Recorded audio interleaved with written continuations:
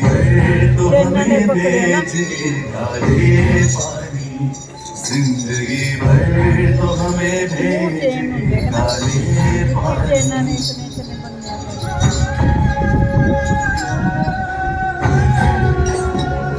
आसमां क्या यही बाकी था कदम डालने को, लागे गुर्बत में रखा है हमें तड़पाने को। आसमां क्या यही बाकी था गजब ढाने को, लागे गुर्बत में रखा है हमें तड़पाने को। आज जिस घर पे हम तैयार थे मर जाने को, जीत जी हमसे छुड़ाया है आजमाने को। जिंदगी भर तो हमें भेज के काले पानी, जिंदगी भर तो हमें भेज के काले पानी। कोई माता की को डाले पानी, कोई माता की को डाले पानी। जिंदगी भर तो हमें भेज के काले पानी, जिंदगी भर तो हमें भेज के काले पानी। जिंदगी भर तो हमें भेज के काले पानी।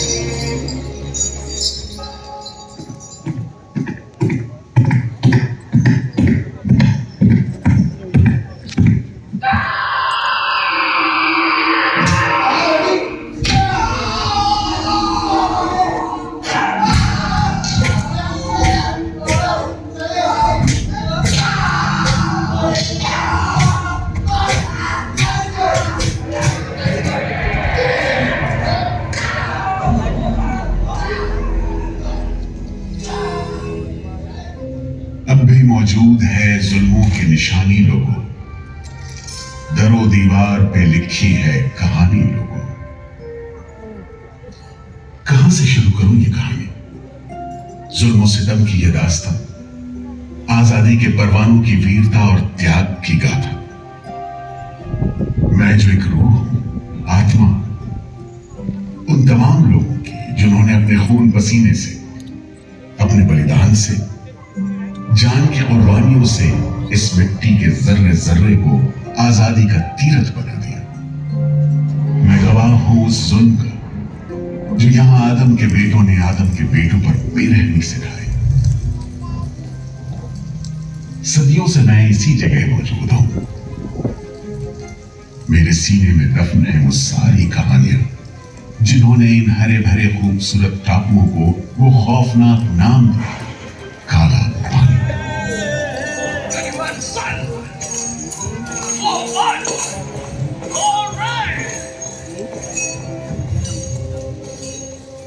तो वहीं से शुरू करते, उसी हरियाली से जो कैद करने वालों के जुल्म और कैदियों के खून पसीने से बेदाग थी।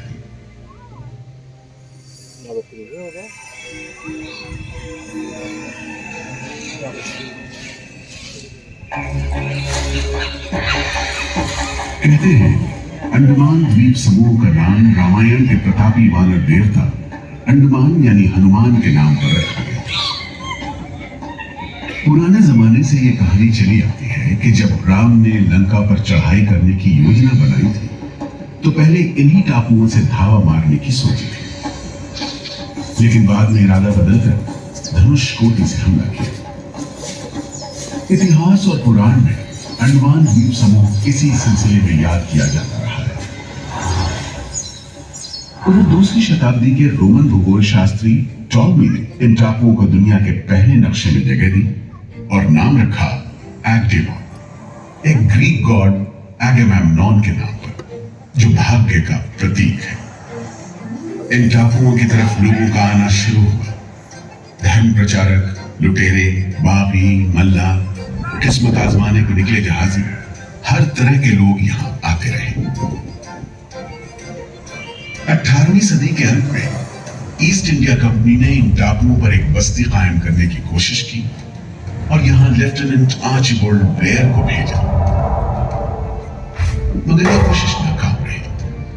और अगले 60-70 बरस तक किसी ने इन टापुओं की सुध नहीं ली।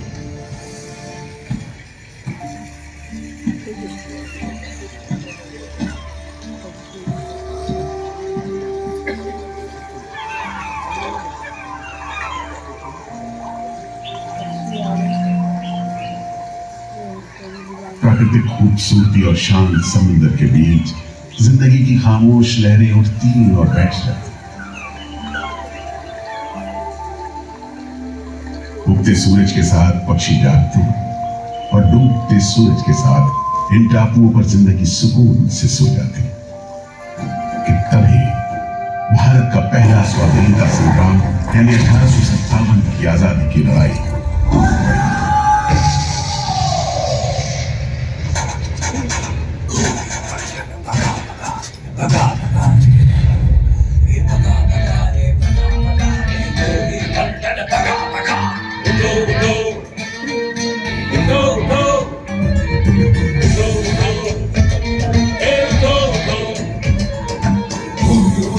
सत्तावन में मंगल पांडे की ललकार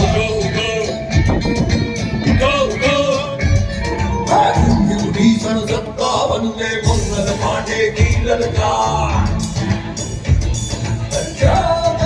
भारत छोड़ो जाओ अपने देश का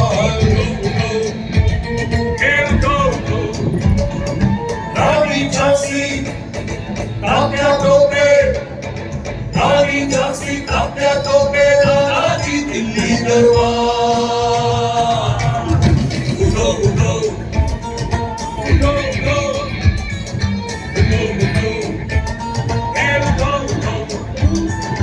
अंग्रेजों को घर बनाए सबने मिलकर किया करो बाकी बंटन अंग्रेजों की एक बागियों की तलवार। गली मशाले आजादी की तोपे गरजे बारंबार।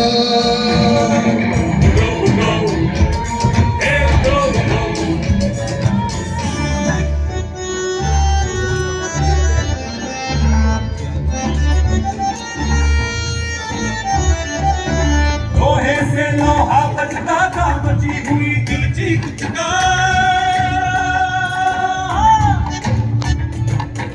लोहे से लोहा बचता था बची हुई दिल चीख चुका। सुनो कंपनी वालों सुन लो, सुनो कंपनी वालों सुन लो, नहीं सहेंगे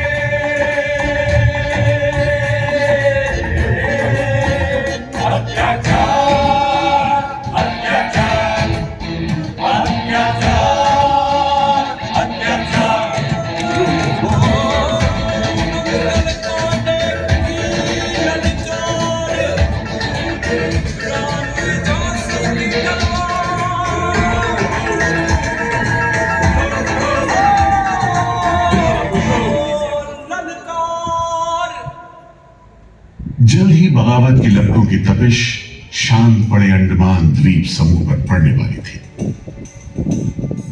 आजादी के मतवालों को सबक सिखाने के लिए फिरंगी सरकार ने 15 जनवरी 1858 को पूरे के पूरे अंडमान द्वीप समूह को एक कैद खाने में बदलने का फैसला किया। His Excellency गवर्नर जनरल ने काउंसिल में ये फैसला किया है कि अंडमान आइलैंड में कैदियों की एक बस्ती बनाई जाए। इसमें शुरू में ऐसे मुजरिम रखे जाएं जिन्हें बगावत और राजद्रोह और इससे ताल्लुक रखने वाले दूसरे अपराधियों के लिए कैद या देश निकालने की सजा दी गई हो। और इस तरह अंडमान द्वीप समूह की पुरानी खाड़ी का नाम लेफ्टिनेंट आर्चिबाल्ड ब्लेयर के नाम पर पोर्ट ब्लेयर रखकर मुजरिमों की बस्ती कायम की गई। सन 57 के वीरों के नक्शे कदम पर कुछ ही साल बाद अंडमान की धरती पर पैर रखे वहाबी आंदोलन के राजनीतिक बंदियों ने 1860 से 1872 के बीच बहुत से वहाबी आंदोलनकारी अंडमान भेजे गए।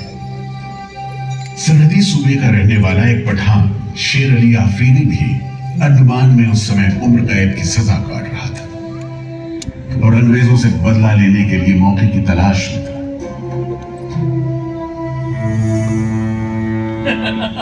क्यों भाई शेर अली, तुम इस भीड़ भाड़ में कैसे?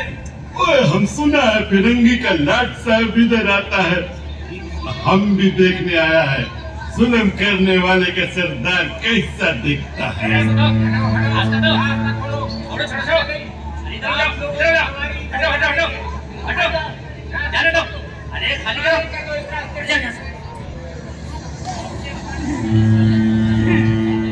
अरे देखो देखो, आ गए लाट साहब, अभी इस बहादुर आ गए। मिस्टर बर्ड, मैं सोचता हूँ कि इस खूबसूरती के बीच रहने के लिए प्रिजनर होना भी मैं एक्सेप्ट कर लेता। Yes, indeed. Just look how beautiful this place is.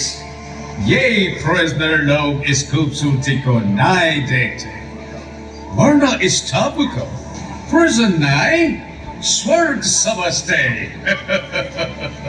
Yes sir, आप ठीक कहते हैं। इधर आइए प्लीज। हम तुमको खत्म कर देगा फिरंगी जालिम। कैदियों के साथ तुम लोग जो हैवानी सलूक करता है, हम बर्दाश्त नहीं करेगा। पकड़ो इसको। शेर अली है, सजा याफ्ता कैदी, सजा में रियायत पाकर नाई की दुकान चलाता है। जैसा कि होना था, शेर अली को फांसी हो गई।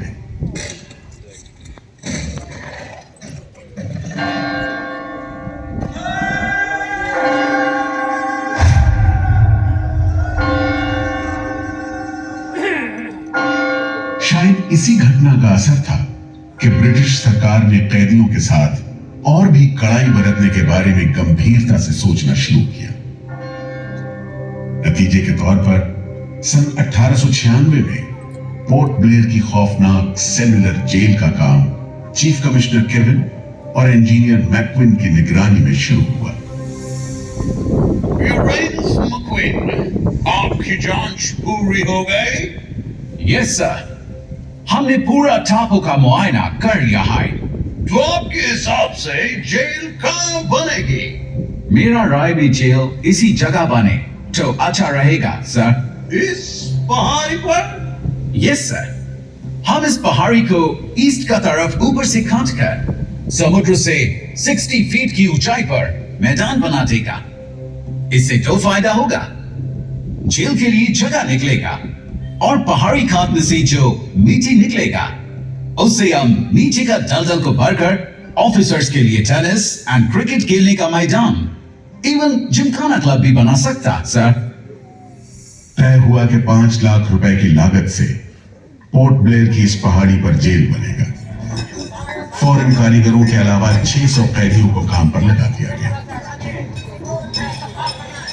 इस जेल में एक वक्त में 700 कैदियों को बंद रखा जा सकता है। योजना के अनुसार जेल के बीचों बीच एक मीनार बनाई जानी थी, जिसकी 7 दिशाओं में 7 खंड किसी सितारे की भुजाओं की तरह निकले थे। हर खंड में 3 मंजिलें बनाई जानी थी और 7 खंड में कुल मिलाकर 698 कोठरियों का निर्माण होना था। ईंटों की ढुलाई के लिए ट्रेन की 5 मील लंबी पटरी बिछाई गई। इमारत बनाने के लिए ढेर सारे सामान बर्मा से मंगवाए गए। जेल को बनाने में कोई 3 करोड़ ईंटें इस्तेमाल की गई। इंसानी खून पसीने की तो कोई गिनती नहीं।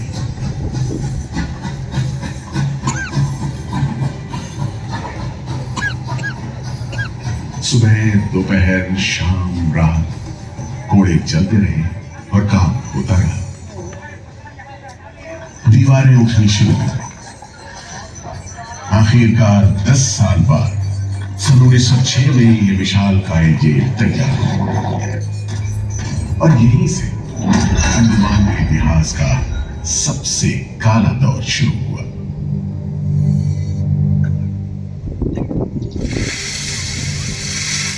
हाँ, सच कहते हो। आज भी उस दौर को याद करके झुरझुरी सी हो जाती है। मैं पुराना पीपल का पेड़ जेल खाना बनने के इस लंबे अरसे में हर रोज अपनी जान की खैर मनाता रहा, क्योंकि इस पहाड़ी पर उगे हुए घने जंगल साफ करने के दौरान बहुत से लोग थे जिनका ख्याल था कि मुझे भी और पेड़ों की तरह काट गिराया जाना चाहिए, लेकिन मैं बच निकला। मेरी किस्मत में शायद खड़ा रहकर इस जेल में होने वाली यातनाएं देखना लिखा था। हर एक कैदी जेल के फाटक के भीतर आकर मेरी डालियों के नीचे से ही निकला है।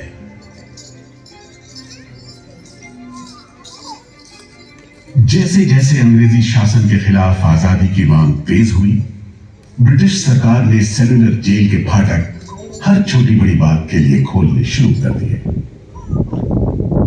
किसी ने पर्चा निकाला तो अंडमान जेल, किसी ने लेख लिखा तो अंडमान जेल। लेकिन जब आजादी की लौ दिल में जल रही हो तो लोगों को कब तक रोका जा सकता है? 20वीं सदी शुरू होते होते फिरंगी सरकार के खिलाफ जंग में तेजी आ गई। अलीपुर षड्यंत्र कांड, चटगांव डकैती कांड, काकोरी कांड, लाहौरी बम कांड, मुपला विद्रोह, नासिक षड्यंत्र, कितने मामले गिनवाएं, ये सूची लंबी है। लिहाजा एक नए किस्म के अभियुक्तों ने अंडमान की सेलुलर जेल में कदम रखा। ये नई किस्म थी क्रांतिकारियों की। क्या शानदार लोग थे, मस्ती में झूमते, गीत गाते जेल में कदम रख रहे थे, मानो जेल नहीं मंदिर जा रहे हो। आजादी के ये परवाने देश के कोने कोने से आए थे। सरफरोशी की तमन्ना अब हमारे दिल में, देखना है जोर कितना पास हुए का दिल में। वक्त आने दे बता देंगे तुझे आसमान, अभी से क्या बताएं क्या हमारे दिल में है। सोहन सिंह भकना हाजिर। मोतीलाल वर्मा हाजिर। पंडित परमानंद शास्त्री हाजिर है। बटुकेश्वर दत्त हाजिर। सचिंद्र नाथ सान्याल हाजिर। उल्लासकर दत्त हाजिर। पृथ्वी सिंह आजाद, पृथ्वी सिंह आजाद हाजिर। हर आदमी के दिल में स्वाधीनता की लौ जल रही थी। इस जोत को बुझाने का काम ब्रिटिश सरकार ने जिस अफसर को सौंपा वो था सेलुलर जेल का जेलर डेविड बेरी। जमादार। जी हुजूर। जी हुजूर। मैं आप कैदी लोग आया। जी सरकार, सभी लाइन से खड़े हैं। ठीक है, सुनो, इनसे कह दो कि इस जगह पर हम शेर को पालतू बनाता है। तुम जेल का दीवार देखता है, जानता है इसको इतना नीचे क्यों बनाया? इधर से कोई भागने को नहीं सकता। यह सब तरफ 1000 माइल्स तक पानी है और ऊपर खुदा है, और तुम हमको देखता है? हम इधर का खुदा है, डेविड बेरी।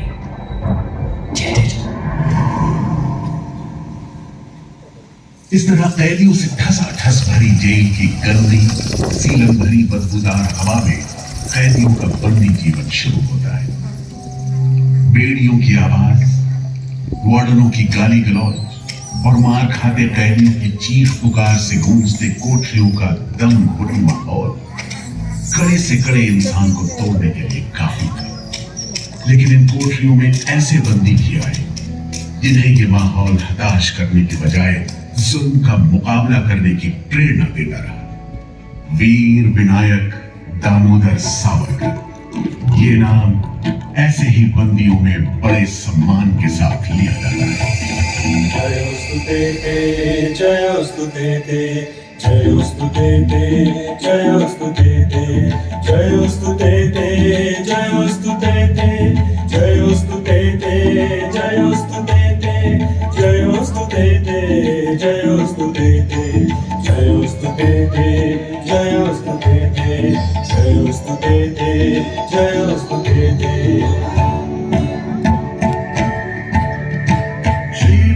मंगले शिवास्पदे शुभदे श्रीमहर मंगले शिवास्पदे शुभदे स्वतंत्रते भगवती यशोदुतां वन्दे जयोस्तु ते जयोस्तु ते जयोस्तु ते जयोस्तु ते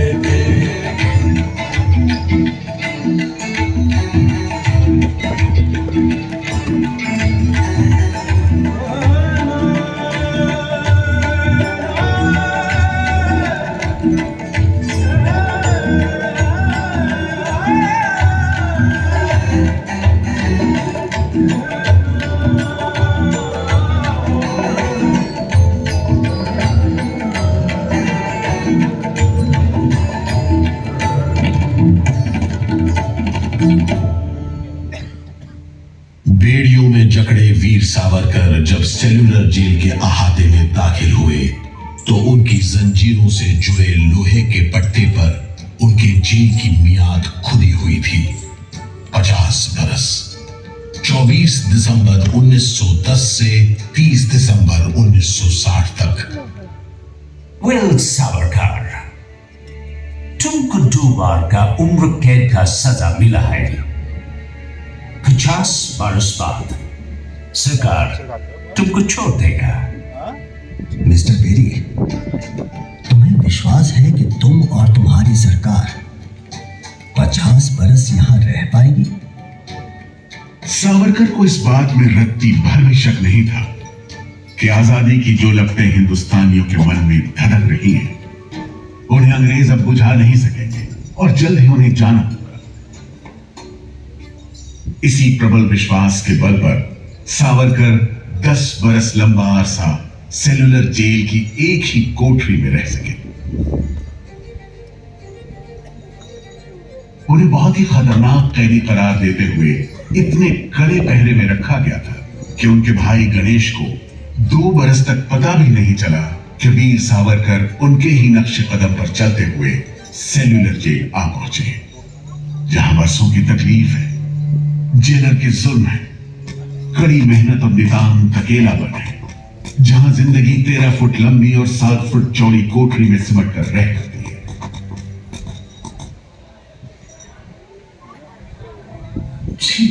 ये कैसा करती खाना है? चावल में कंकड़ है, सब्जी में रेत है, दाल में कीड़े। खाना क्या है? घास फूस है। बर्तन भी देखो कैसे टूटे फूटे, जंग से लाल और तेल से जुड़े हुए। सबसे ज्यादा कमी तो पानी की है। आज सुबह जब मैंने पानी मांगा, जमादार बोला दिन में 2 बार मिलेगा बस। अरे पीने लायक होता तो बात कहाँ यहाँ कैसे इतनी बात मारता है कि नाक बंद करके पीना पड़ता है। इस खाने को कैसे खा सकते हैं? कैदियों को गाली देना या पीटना मामूली बात थी, चाहे वो खा रहे हों या काम कर रहे हों। और काम न सिर्फ मुश्किल था बल्कि उसका कोटा भी तय था। 7 में से 4 खंडों की कोठरियों में तेल निकालने के उपकरण लगे थे।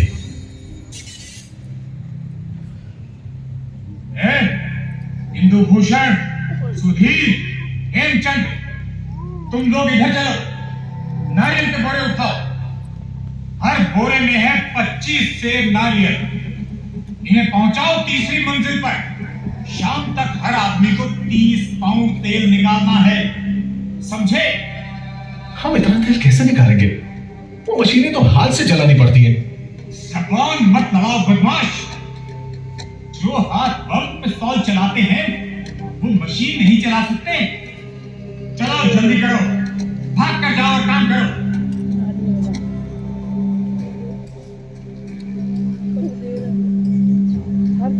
मेरा बात ध्यान से सुनो। जी हुजूर। जो आदमी काम नहीं करे उसको ब्रेक लगा। जी हुजूर। समझा? जी। सजा दो, कोई छूट नहीं दो। जी। कोटा पूरा कराओ। जी। लेकिन तमाम मारपीट और गाली गलौज के बावजूद यदि कैदी काम पूरा न कर पाते तब जो सजा मिलती वो किसी की भी हिम्मत तोड़ने के लिए काफी थी। जमादार। जी हुजूर। इसको 2 दिन तक टाट का वर्दी बया। कल से इसका खाना बंद। जी। सिर्फ 2 का खंजी दो। जी हुजूर। ये पहला बार काम नहीं पूरा किया। जी। इस वास्ते इसको 1 हफ्ता हाथकड़ी में रखो। जी हुजूर। ये बागी का बच्चा है, इसको बेड़ी डालो। इसको भी बेड़ी डालो 6 महीने तक। जी हुजूर। तुम अब तक 5 बार काम का कोटा पूरा नहीं किया, हम तुमको इस बदमाशी का मजा चखाएगा। जमादार। जी हुजूर। इसको तन्हाई में रखो। जी हुजूर। Solitary confinement. जी। कोठरी में काम दो। जी। और इसको पेट लगाओ। जी। और मारो, और मारो। नारे बोलेगा। बोल नारे, बोल, बोल नारे, बोल, बोल नारे, जितनी ताकत है, बोल नारे।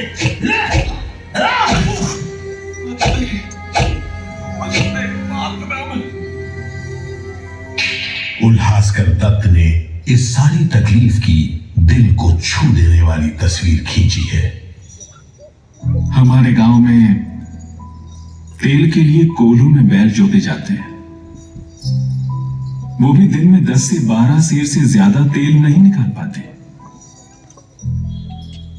जेल में मुझे 2 और कैदियों के साथ बैल की जगह जोत दिया जाता था और हमें शाम तक 1 मन नारियल का तेल निकालने का काम सौंपा जाता।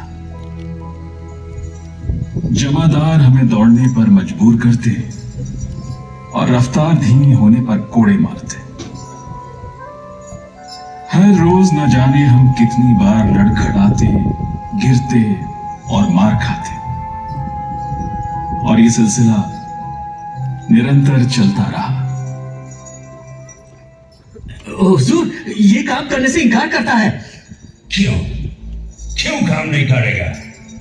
जैसा बर्ताव ये जमादार करते हैं उसमें मैं काम नहीं करूंगा। मारपीट और सजा का नतीजा ये हुआ कि उल्हासकर ने 7 दिन के बाद खाना पीना और बात करना भी बंद कर दिया। वार्डनों का ख्याल था कि उल्हासकर पागल होते जा रहे हैं, लेकिन जेलर बेरी ने इसे नाटक बताते हुए उल्हासकर को बिजली के झटके लगाने का हुक्म दिया, जिसके बाद उल्हासकर 3 दिन और 3 रात बेहोश रहे। उसके बाद कहीं जाकर डॉक्टर को बुलाया गया।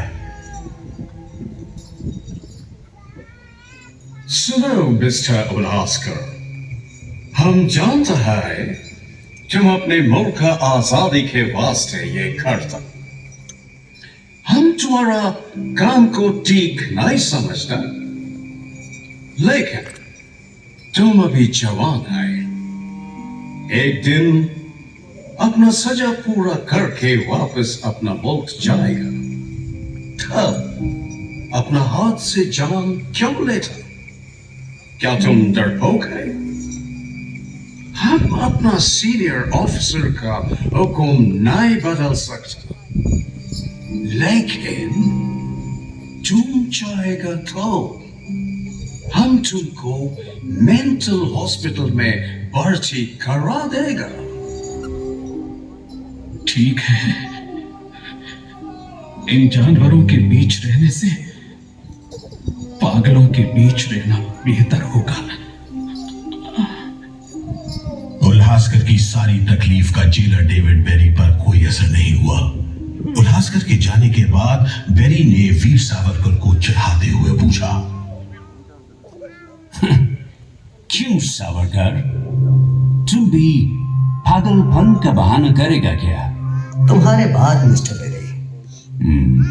अच्छा, हाँ, जिस तरह के अत्याचार तुम कर रहे हो उनसे कोई भी आदमी पागल हो सकता है।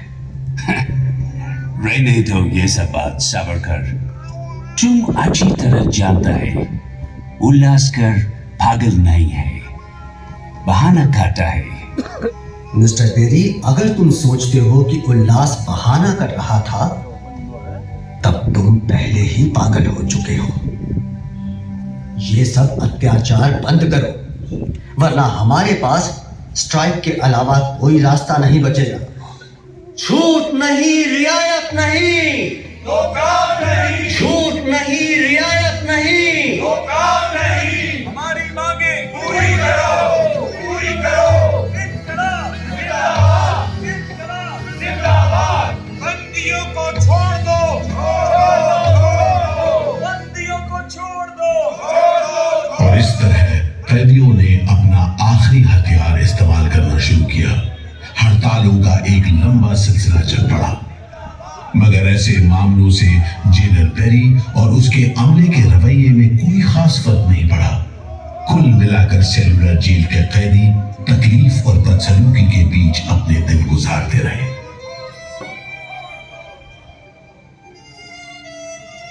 मगर एक सुख का स्मरण ना करना नाइंसाफी होगी। वो सुख था बुलबुलों की चहक, उनका मधुर स्वर, उनके झुंड कल कल करते नारियल के टुकड़ों पर टूट पड़ते। गंभीर विचारों से मुक्ति पाने के लिए मैं मन को बलपूर्वक इन बुलबुलों की चहक में लगाए रखता। मैं अपनी भाषा उन्हें सिखाने में असमर्थ था। यदि सिखा पाता तो मैं उन्हें देश प्रेम के गीत सिखा देता, ताकि अगर कोई मेरी कोठरी खोजता हुआ आए तो लोग कहें कि जिसके सामने बुलबुल देश प्रेम के गीत गा रही हो वही सावरकर की कोठरी है। एक बार में 3 कैदियों को फांसी पर लटका दिया जाता। दिल दहला देने वाली चीखें निकलती, जेल का घंटा घनघना उठता, जेल की मीनार पर नई बत्ती जलती बुझती रहती और 8 मील दूर तक खड़े जहाजों तक खबर पहुंच जाती कि फिर से कुछ कैदियों को फांसी पर लटका दिया गया है। 12 मई 1933 को कैदियों ने फिर भूख हड़ताल का सहारा लिया। भूख हड़ताल करने वालों में सरदार भगत सिंह के बहादुर साथी महावीर सिंह भी शामिल थे। हड़ताल के 5वें दिन जब कैदियों को जबरदस्ती खुराक दी जाने लगी तो महावीर सिंह ने ताकतवर विरोध किया। जालिमों, तुम नहीं जानते कि हम कौन हैं। हम मर सकते हैं और झुककर नहीं रह सकते। हमें ऑर्डर मिला है तुम्हें दूध पिलाने का। चलो जमादार, पकड़ो इसे। इंकलाब जिंदाबाद।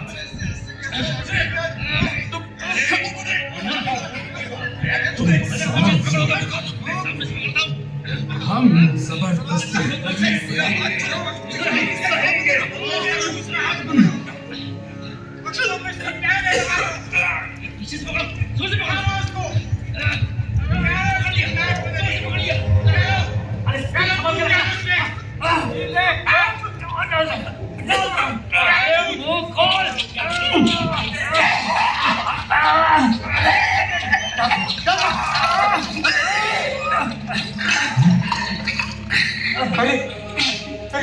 ये क्या हो गया? ये क्या हो गया? अरे तुम, अरे अब क्या करें? अरे इसकी तो आंखें उलट गई। अरे इसकी तो आंखें उलट गई है। अब क्या करें? लगता है दूध इसके फेफड़ों में चला गया है साहब। क्या हो?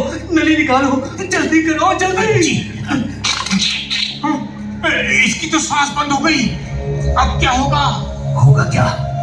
लाश को गुपचुप ठिकाने लगा दो, किसी को कानो कान खबर ना हो। मैं तो कहता हूँ साहब, इसकी लाश को बोरे में डालकर पत्थर से बांधकर समंदर में बहा दीजिए।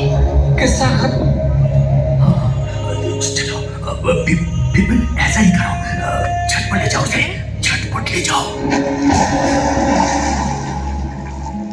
लेकिन ये खबर छिपी नहीं रह सकी। जब लोगों को पता चला तो देश भर में विरोध की भीषण लहर फैल गई।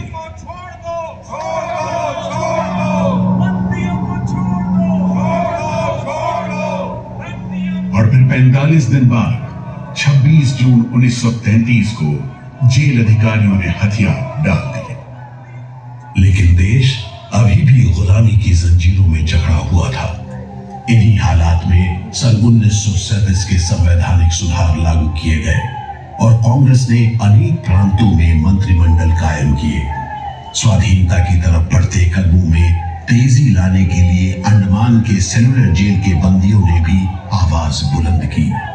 बंदियों की रिहाई, स्वदेश वापसी और राजनीतिक बंदियों के लिए बेहतर सुविधाएं हासिल करने की मांग को लेकर 24 जुलाई 1937 को सेलुलर जेल के कैदियों ने सामूहिक अनशन शुरू किया।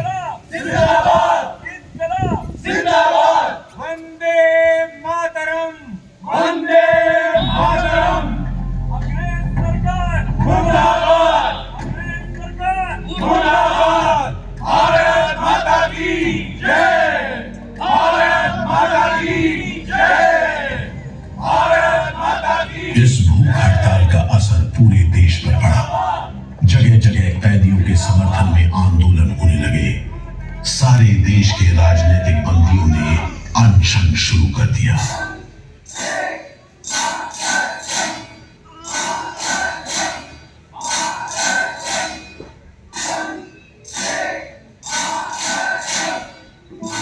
गुरुदेव रविंद्रनाथ ठाकुर और कांग्रेस की कार्यकारिणी की तरफ से जवाहरलाल नेहरू ने कैदियों से भूख हड़ताल समाप्त करने की अपील की और 28 अगस्त 1937 को गांधी जी ने सेलुलर जेल के बंदियों को तार से संदेश भेजा। मैं गुरुदेव रविंद्रनाथ टैगोर और वर्किंग कमेटी की राय में अपनी अपील भी जोड़ना चाहता हूं। आप सब हड़ताल वापस ले लें और हम पर भरोसा रखें। हम आपको राहत दिलाने के लिए पूरी कोशिश कर रहे हैं। कैदियों पर गांधी जी की इस अपील का बहुत असर पड़ा। सभी कैदियों ने आपस में सलाह करने के बाद जवाब दिया। देशव्यापी अपील और आपके संदेश ने हमारे दिलों को छू लिया है। हम इस भरोसे पर भूख हड़ताल मुलतवी कर रहे हैं कि सारे देश ने हमारी मांगों और हमारे उद्देश्य को अपना बना लिया है। वंदे मातरम। 36 दिन के संघर्ष के बाद एक बार फिर बंदियों की जीत हुई। नतीजे के तौर पर सितंबर 1937 से सेलुलर जेल के कैदियों की स्वदेश वापसी शुरू हो गई। आखिरी जत्था जनवरी 1938 में रवाना हुआ और 80 साल बाद सेलुलर जेल राजनीतिक बंदियों से खाली हो गई और अंडमान द्वीप समूह के इतिहास का एक तकलीफदेह दौर खत्म हो गया।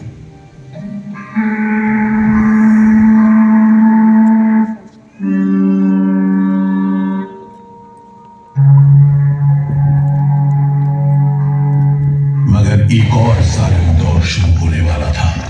1939 में दूसरा विश्व युद्ध शुरू हुआ और 1942 में जापानियों ने अंडमान पर कब्जा कर लिया।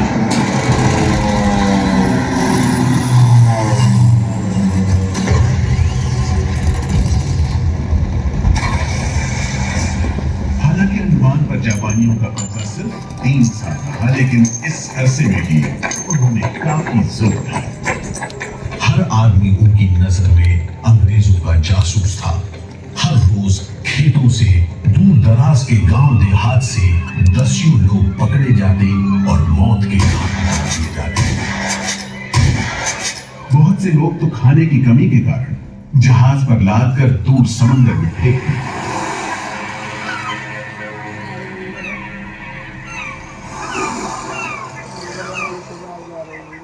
इसी दौरान नेताजी सुभाष चंद्र बोस अंडमान आए और जेल का मुआयना भी किया। मगर जापानी उन्हें जेल के उन हिस्सों में नहीं ले गए जहां वो सैकड़ों कैदियों को जासूस करार देकर तकलीफें पहुंचाते थे। अपनी छोटी सी अंडमान यात्रा के दौरान नेताजी ने तिरंगा भी फहराया।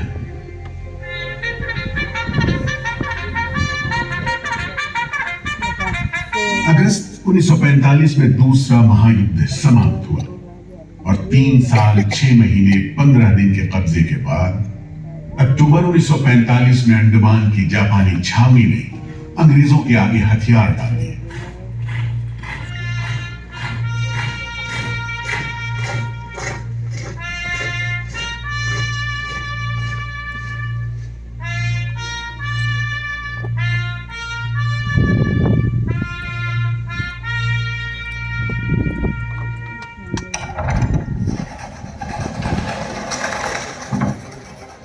सेलुलर जेल के फाटक एक बार फिर खुले और कैदियों को रिहा कर दिया गया। इसके बाद 2 साल के अंदर भारत में ब्रिटिश सरकार का शासन खत्म हो गया।